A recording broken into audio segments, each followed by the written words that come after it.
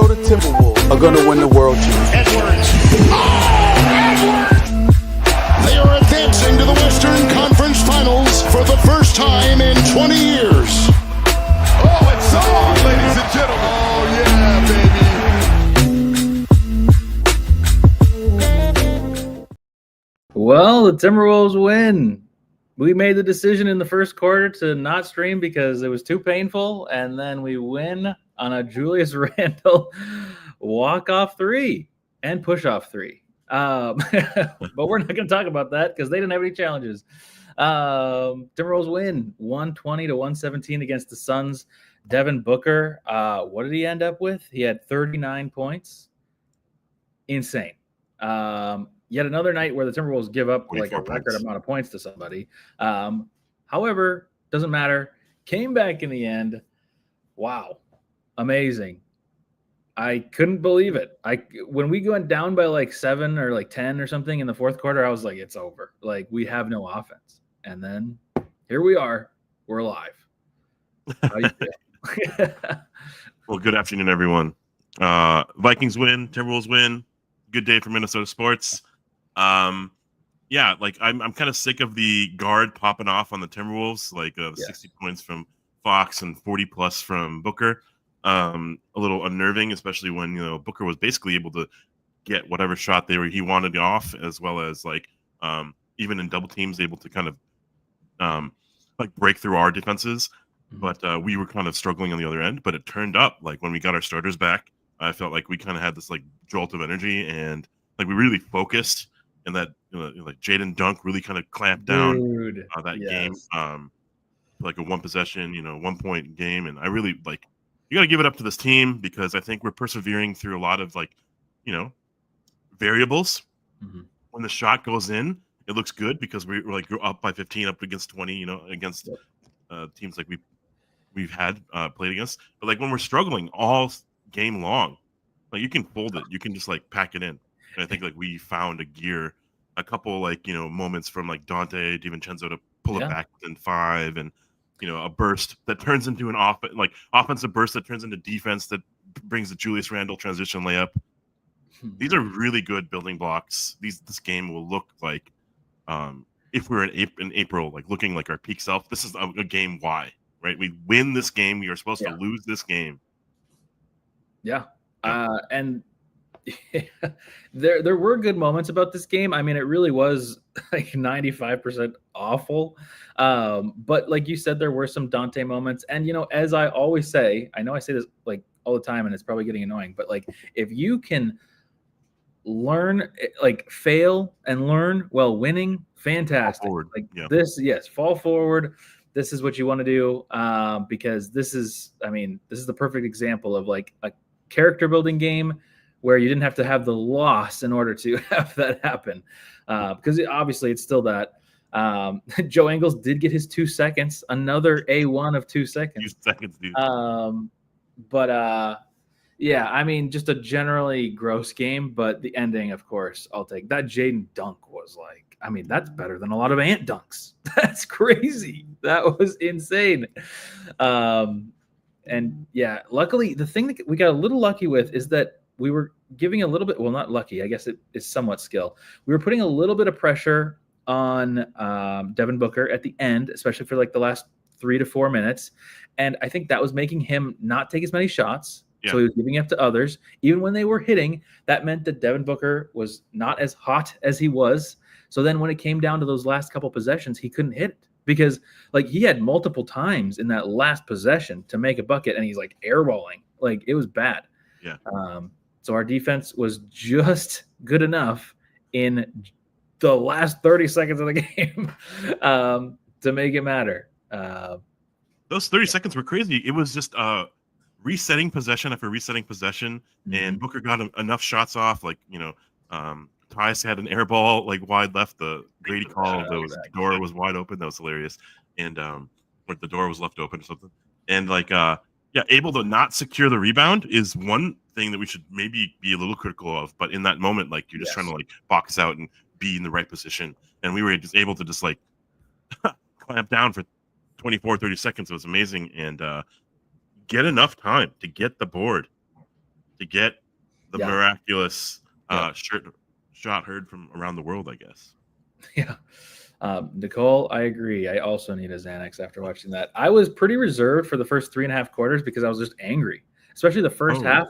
I was just like, I still get it. Like, I still am like saying, like, I'm still in the belief that it is going to take some time and more time than I want it to be, more time than anybody wants it to be for this team to look good. But the first half wasn't just like bad play. It was just like uninspiring everything. Like, caring was just gone. It seemed like a typical afternoon game for the Timberwolves.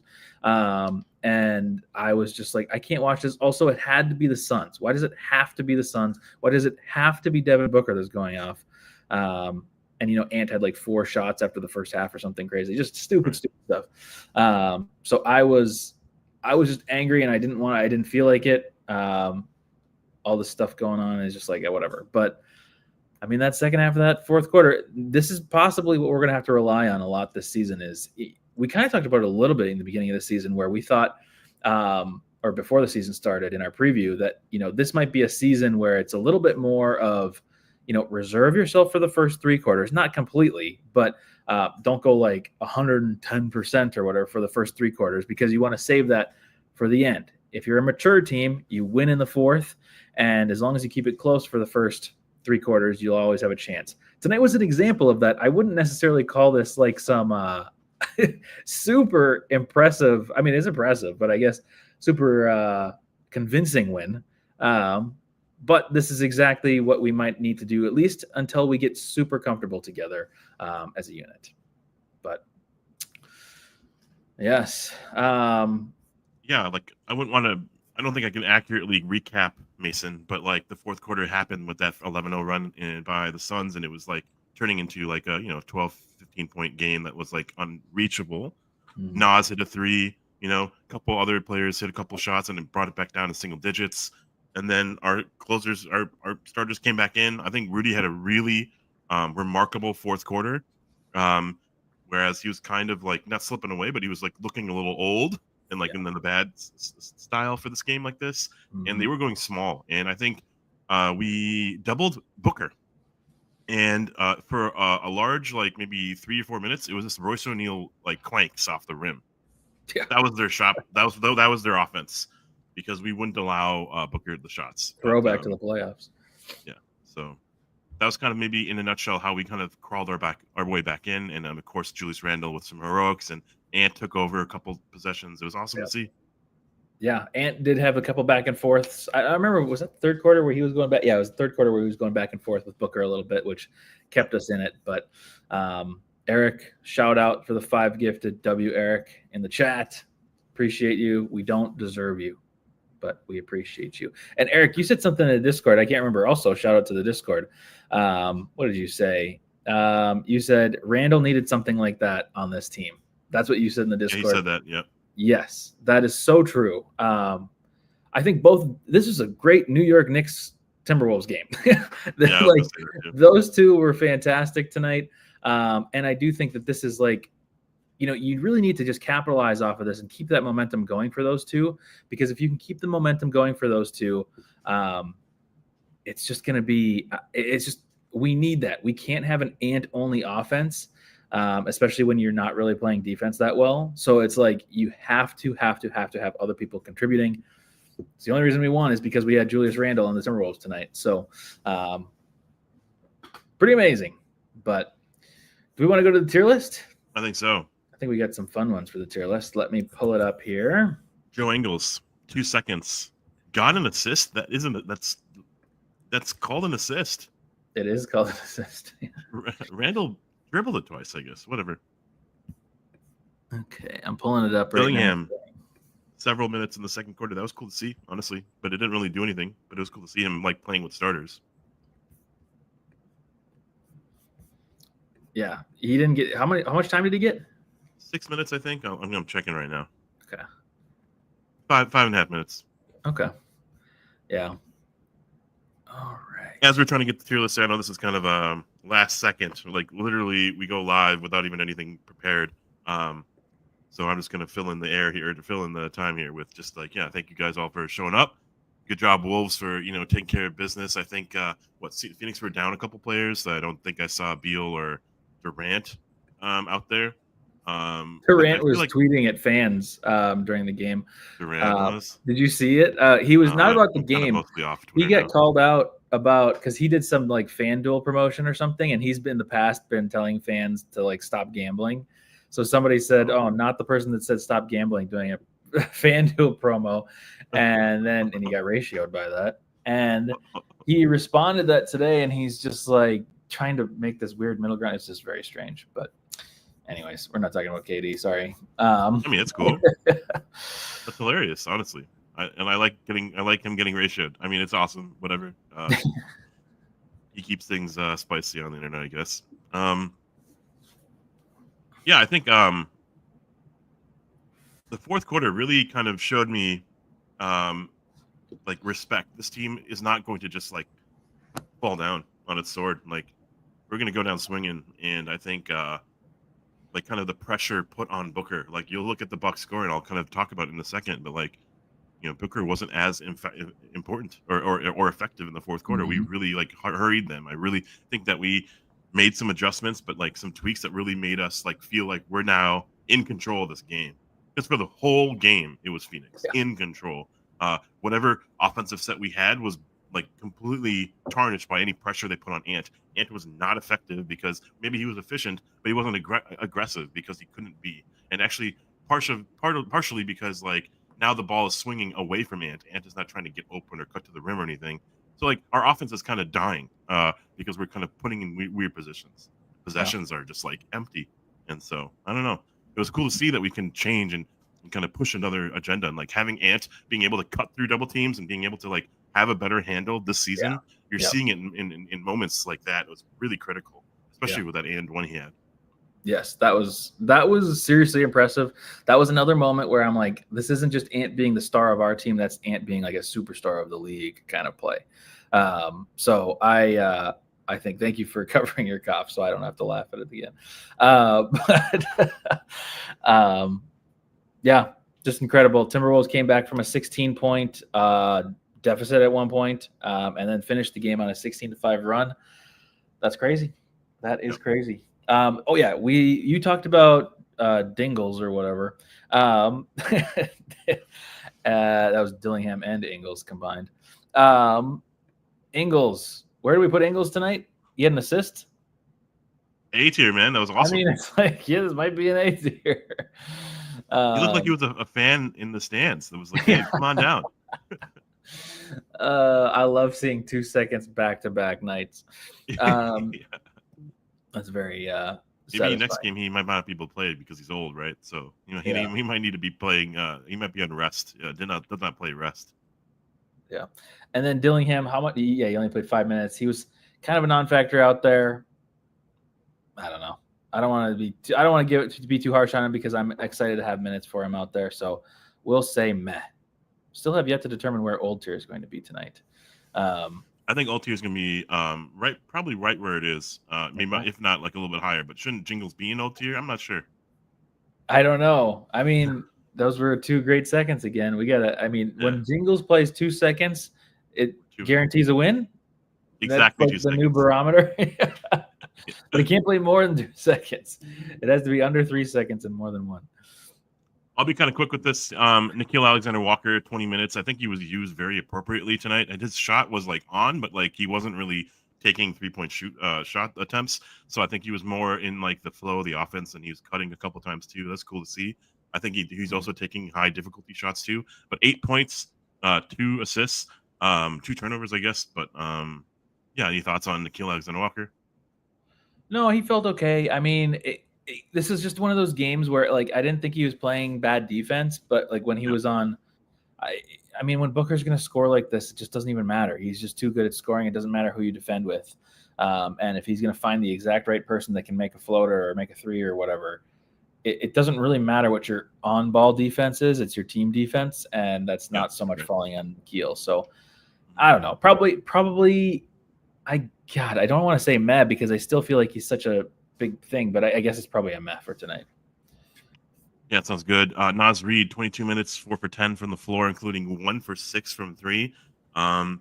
He had a burst in the fourth quarter for 8 points, including a couple and ones on and one layup, and then a 3-pointer as well. I think that's really impressive to see him just like kind of stick with it, and also for the coaching staff to kind of like have him, keep out there. I felt like the starter today, the Julius Randle had like this insane game, but them together was kind of not really productive today. Yeah. But the Gobert and Nas minutes in the fourth quarter were awesome, and I think that just kind of helped us kind of look through some of our roster shifts and like how we can kind of balance the bigs together.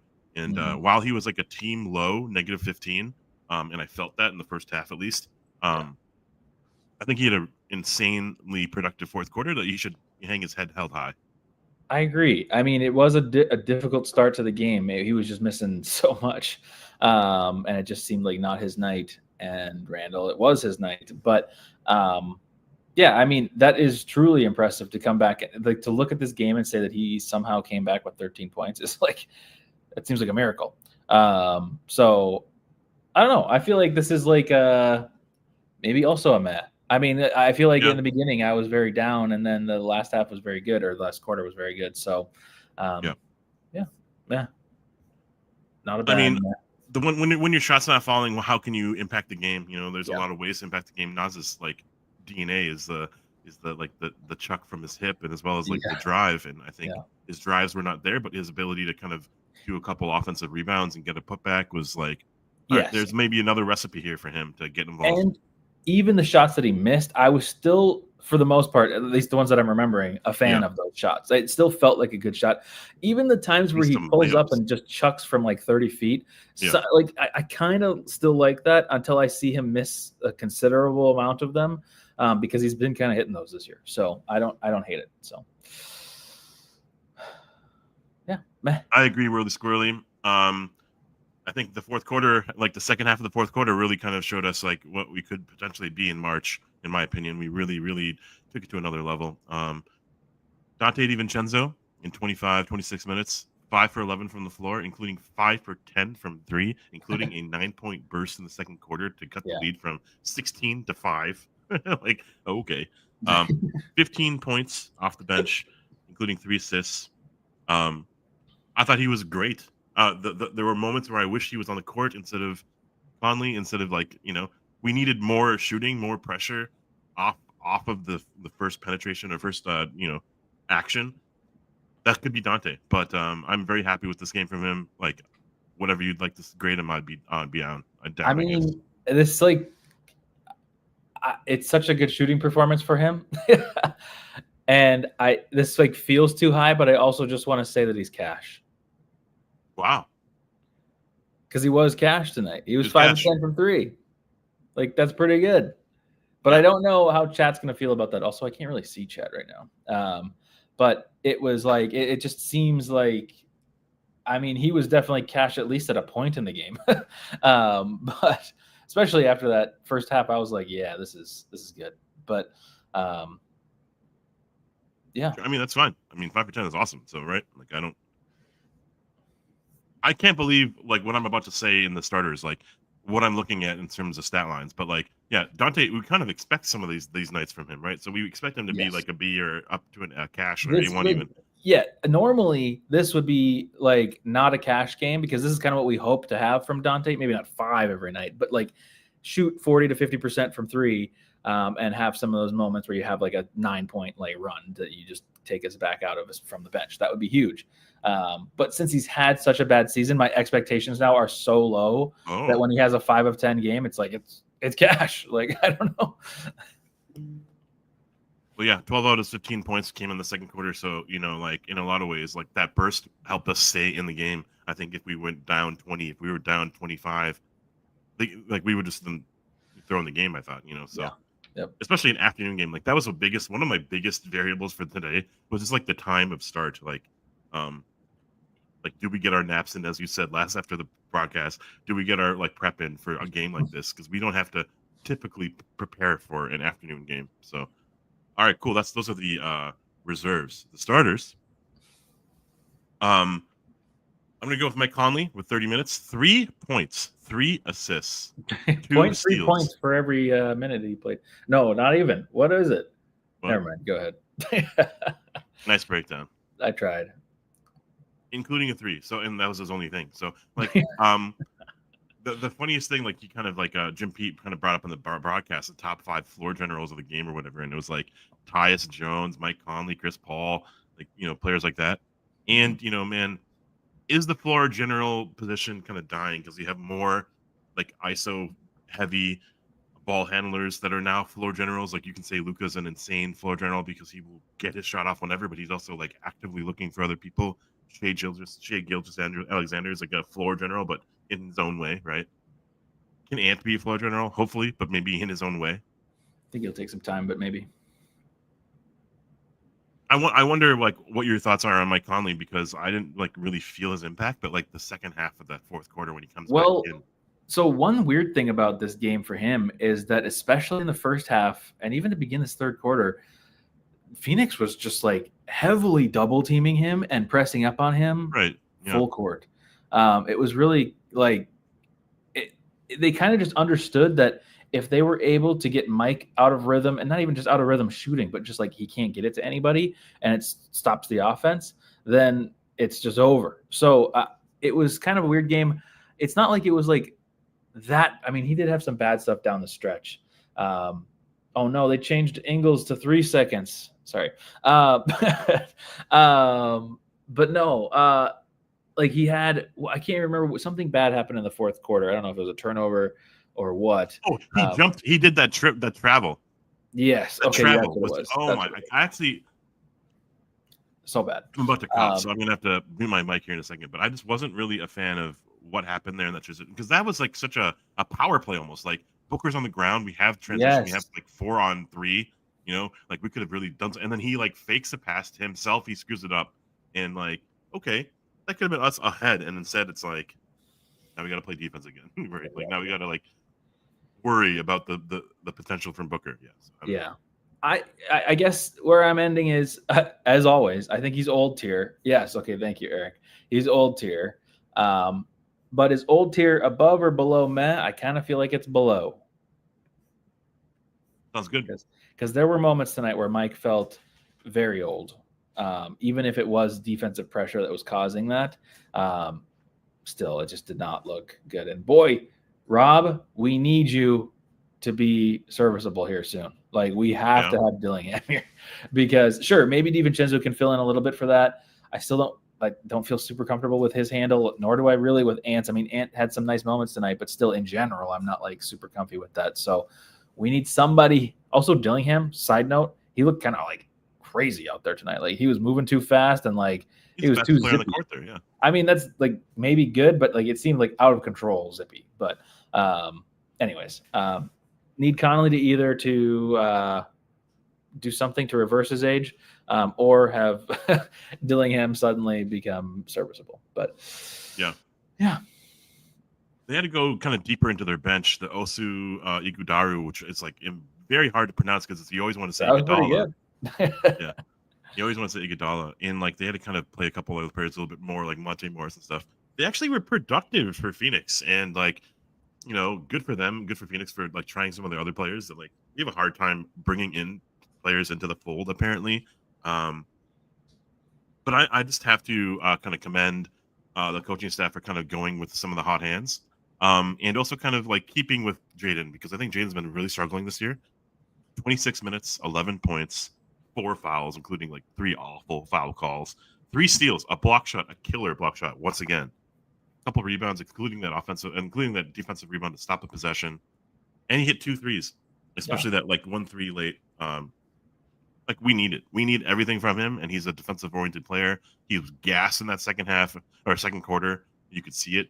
He has to chase, Booker all game. Yeah, and again, Booker popped off for 44, but I still feel like this was a pretty solid Jaden game. That's what I was going to say, and that's what I'm kind of blanketing statement over everybody in the team is that it doesn't even matter defensively how well you played against Booker tonight. He was just going to score 39 plus points. Like Sure. It was going to happen, unless you specifically were like, okay, we're going to foul him before we can do anything. Yeah, so I don't really put that on Jaden, and Jaden's getting some ticky-tack fouls. I mean, an A1 dunk, I will remember that dunk for a very long time. That was insane. That's awesome. And I agree, Capo. That dunk alone at least bumps him up a tier. But no, I thought this was an okay game from Jaden. Maybe better than okay. I think this was a good game from Jaden. I probably would go with a B, same as Capo. I'd probably go B. I'd probably B, maybe B plus. Sounds great. I think it was good. Where is Jaden? Yeah, Booker pops off for 44, but like you only got like what 7 or 8 points in the fourth quarter, right? Like, in a nutshell, 8 points in a quarter is awesome, right? Like you're averaging 32 for the game, but like, I mean, I feel like they were actually really struggling to procure offense in the fourth quarter, and like it was like Grayson Allen, Tyus Jones, and Booker, like just the guards kind of like rescuing the team from doing anything, right? So, and Royce O'Neal got a lot of shots, but they were all clanking. I mean, that's a lot of it was our defensive philosophy, but also just like Jaden kind of, double downing on things. All right, cool. He had foul trouble, and that's partially why he didn't have the time that everyone else had in terms of like minutes played, but also allowed for Nickeil Alexander-Walker to get more burn. Okay, moving forward, Rudy Gobert, 36 minutes, 37 minutes basically. A double-double, 11 points, 10 rebounds, 4 block shots, 4 offensive rebounds, which are very key for me, in my opinion, about like being bigger than Phoenix. I think this is a pretty good game from Gobert. I am so frustrated when we go to him and we are like pushing the agenda to get him involved. But the dunks, the lobs, that is what I want from him. And when we can push that as an agenda for our second action on offense, it's like an A1 for me, right? When Gobert can get those dunks in, it really energizes the team and me as well. And I think it gets him going too for the defensive end. I thought he was great defensively for the most part. There were moments where he was like, he had to choose between who was like driving to the rim and like who he's segging off from. He did a good job, but not like, A1 tier. I would be curious about your thoughts, but I'm fine with any tier, including old, honestly, but probably a B for me. Yeah, I would put him in old if it wasn't beneath meh. But and I would consider it anyways, because I do think that this was a generally good game for Rudy. I still it is somewhat his fault and somewhat not his fault that he keeps getting the ball and having to dribble and make passes with it. I don't like that. That's more of a team thing, though. People just are so desperate to get it in. I think, we've talked about it every single game, but Julius and Dante DiVincenzo still are thinking very logically when it comes to basketball. Yeah. And they're like, oh, we've got a 7-footer that has a mismatch. Let's send it into the post, So true. True. And then they're like, oh, wait, Rudy has no hands. Like, there's literally not fingers on his hands. He's just using clubs. So that's partially on Rudy, partially on people giving him the ball. But no, I mean, I think he did play relatively good defense tonight for the defense that you can do against something like Devin Booker going crazy. Yeah, I would say at least a B in my brain. Is it an A? I've seen some people in chat saying A, but Eric has spoken. Eric says B. All right. That's our feeling for Rudy, and it hasn't changed in 3 years, 3 seasons. This has not changed. Butterfly. Yeah. I do kind of get frustrated with Rudy on offense, as well as like kind of even sometimes closing possessions with rebounds. Like he kind of taps it to himself. Those moments, like they could just take the ball. I just like get really, really kind of irritated by it, especially tonight. I think there were like 2 of those, but like it's okay. That tap up that he does drives me insane. Yeah. Yeah. I saw him because I don't know if he's trying to like sell a foul call like on Plumlee or whoever, but just the patting it straight up or just the kick, like the tap backs. It's like our team is not ready for the tap backs, which is on everybody else. Everybody else should be ready for that. We should know Rudy by now. I mean, other than Julius and Dante, like Ant, you should understand that Rudy does the stupid. Instead of me grabbing it, I'm going to whip it back out to the 3-point line. Like Conley should know that. He's played with him for like 20 years. Like it's just nuts. So, but yeah, I think a B is fair. I think I've settled on a B. Yeah, and we won a little bit of tierflation, in my opinion.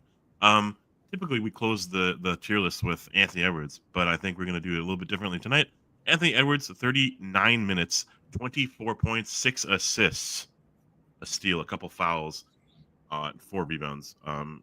Only 3 for 7 from 3, but a insanely efficient game from Ant. Yeah. My issue had always been like aggression and tenacity in these afternoon games, and like I think the pressure really like mounted on him to get off the ball. Yeah. My thoughts are it was fine to get everyone involved. You brought it up in the beginning of the show as a kind of like a season preview concept of like, you know, biding your time until like the fourth quarter where you really ramp it up. That's how, you know, kind of veteran laden teams kind of take care of business in the regular season. But like I think we need ours. I think we need these games, and I think we need to be more aggressive. And in those moments where the ball's coming off of Ant, we need to find ways. This is on the coaching staff to find ways to like encourage Ant and push Ant to like be insanely assertive and aggressive and try to get the ball back. Yes. Run through screens, run around, play like the Steph Curry that you saw from the Olympics, and like find a way to get back open, right? This was a great game from Ant, and especially in the fourth quarter, he was like, "No, you're not taking this game over, Booker. It's my time." So, yeah, and this is where people are going to get mad at me because, again, I didn't say this at the beginning, but the tier list is based off of what we expect out of a player. So, like, meh is like kind of unnoticed, nothing too good, nothing too bad. I'm not saying he was meh, but I think it's a B. I really don't think it's much better than a B. Like this is a good game, and I honestly was shocked when he read off that he was 9 of 14. Like I thought that he was more inefficient. I for some reason really remember those 5 misses apparently, but I also remember him going shot for shot with Booker in the third quarter when we absolutely needed it. But at the same time, I expect that. So you know, I this is like, you know, this isn't. I don't know how to describe it, but it's like. We're not basing it out. If we're just like randomly coming up with a tier list, which we've already done, but like if we're just randomly saying like, oh, is Ant an A? Of course, he's like above A. Like if every day of the week, Ant's an A1. But if we're going off of expectations, this is a B. This is a fine game. This is a good game. And he had some amazing plays in this game. This isn't to like diminish what he's done. It's just, you know, I'm trying to make it so that there's no tierflation on Ant. So I think that's a B. I'm down with it. I think 20 points in the second half is a rebound performance. Get him started. Get him. Maybe the first quarter was like pretty much a dud. Wasn't looking for a shot as much as I wanted him to, and we were offset by, you know, kind of just Booker taking over the game. 15 points for Booker, like nothing from Ant, right? You know, we're seeing like the stars kind of misaligned, right? Like they're not. Like where we expect. So I think like the B grade is probably fair, but if you were grading it on a curve, the fact that we won, the way that how we won, probably could be an A. I'd be fine with either grade. Okay. Julius Randle, player of the game. If you just look at the box score, you are enthralled. You are amazed. If you look at the game, the logs, and like how he got his offense, even better than the stat sheet. 34 minutes, 11 for 20 from the floor, 5 for 11 from 3, 8 for 9 from the free throw line, 7 assists. He ends the game with team high plus 16, 35 points. This is an A1 game, from my opinion, because even when we were losing, I was like, Julius he has the juice. He has the stones to kind of still be aggressive, take those threes. He lost like that confidence in his 3-point shot midway through the first start of the season. He's like found it, and now he's taking 11 threes. Maybe they're rubbing off of each other. The Dante DiVincenzo, the Julius Randle from New York. This was their game tonight. Like Dante and Julius just took this game from Phoenix, and I think, you know, 18 points or whatever in the first half for Julius Randle. He doubled it in the second. Like, so he was just consistent all goddamn game, and that 3 will be, as I stupidly said out loud, heard around the world. That shot is going to be top 10 plays of the season, maybe, you know, top, you know, 50 of the entire year, and like game winner against Phoenix. Like, how incredible! How does that feel? It sounds amazing. He runs to his family, you know, like that's so cool to see. I don't know, man. I'm so happy for him because this is a new team. This is a new identity, and he's asked to do quite a bit. And when he doesn't do it all, you can see it because he's such a pivotal part of this team. Yeah, I mean that shot's worthy of A1 regardless. I mean, we never get buzzer beaters. So like, that's right after the third quarter too, right? That's right. Oh my gosh, that's right. I forgot. And to Chuck, this is kind of where my brain is. Is a buzzer beater an auto A1? I think so. I kind of think so, especially like a buzzer beater like this to win the game. This is especially this game because like we were down all game. I mean, if you look at the flow chart of the game, we aren't up at any point. We were tied at 0-0, and then it wasn't until like Halftime. the end of the fourth quarter that it was tied. So yeah, it's just this I think this is an auto A1. Great game. I will say, to be a hater again, this is like a relatively low A1. but yes, I do think that this is an A1. But just for the record, so that I don't get called for tierflation someday. We got to put on the record. This is A1 minus. No, I mean he did a really good game. I mean, obviously super efficient. He was fantastic all around. Like he really was a good game. But I just think less of like a bad A1, more of just like a quiet A1. It was just like for most of the game, it was relatively quiet to me. But maybe I was just paying attention to other things. So A1 it is. This is the only time we really led the game was at the very end of the game.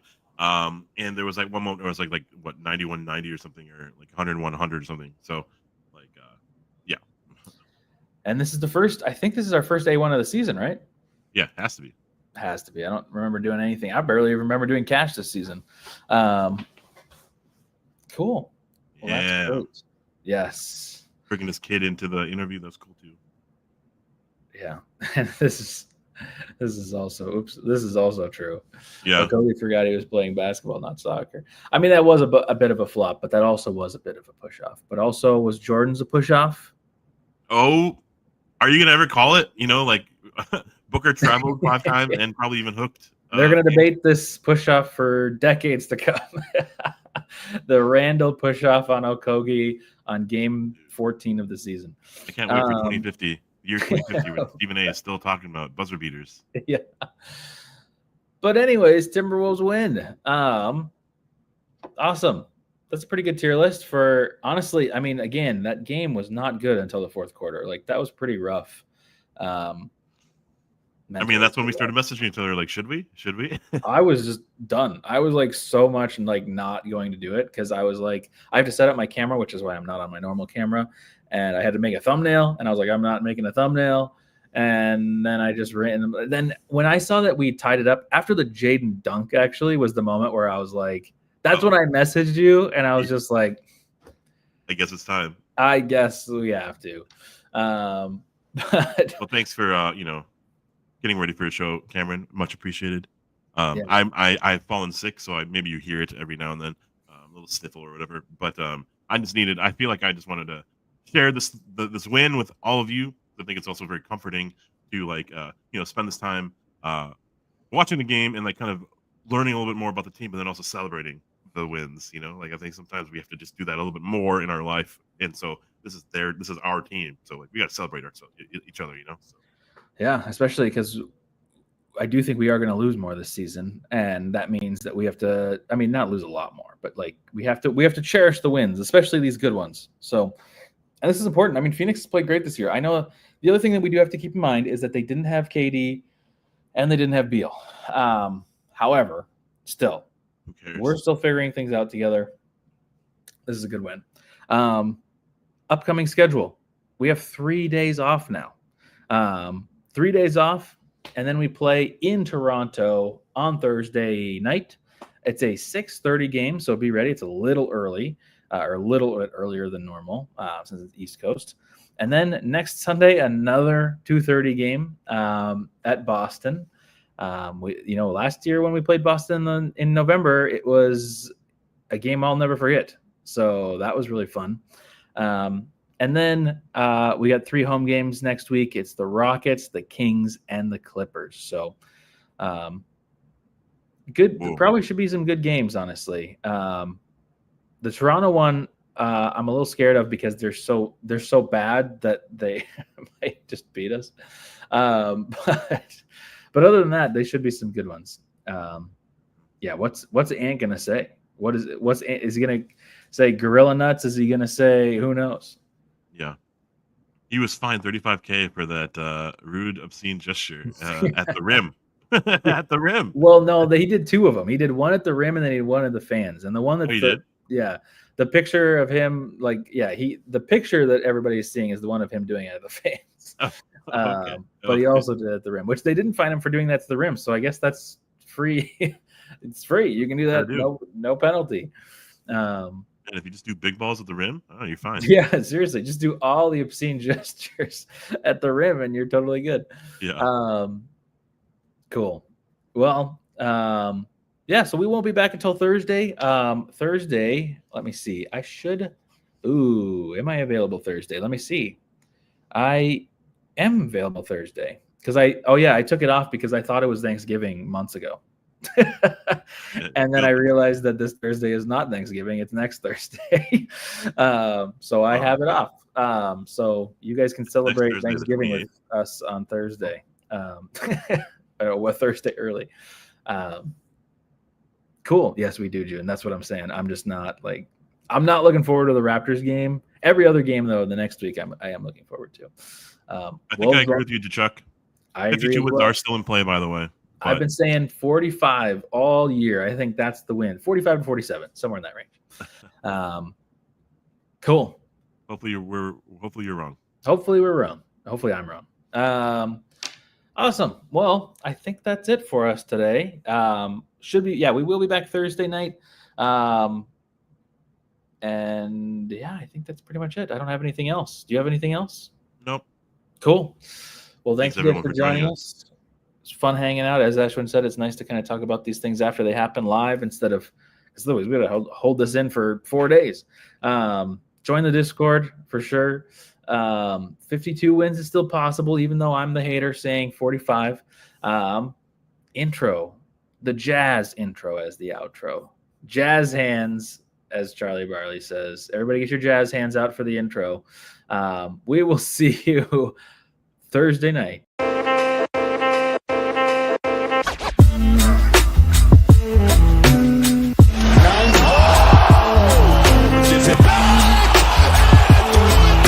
I believe that the Minnesota Timberwolves are going to win the world championship.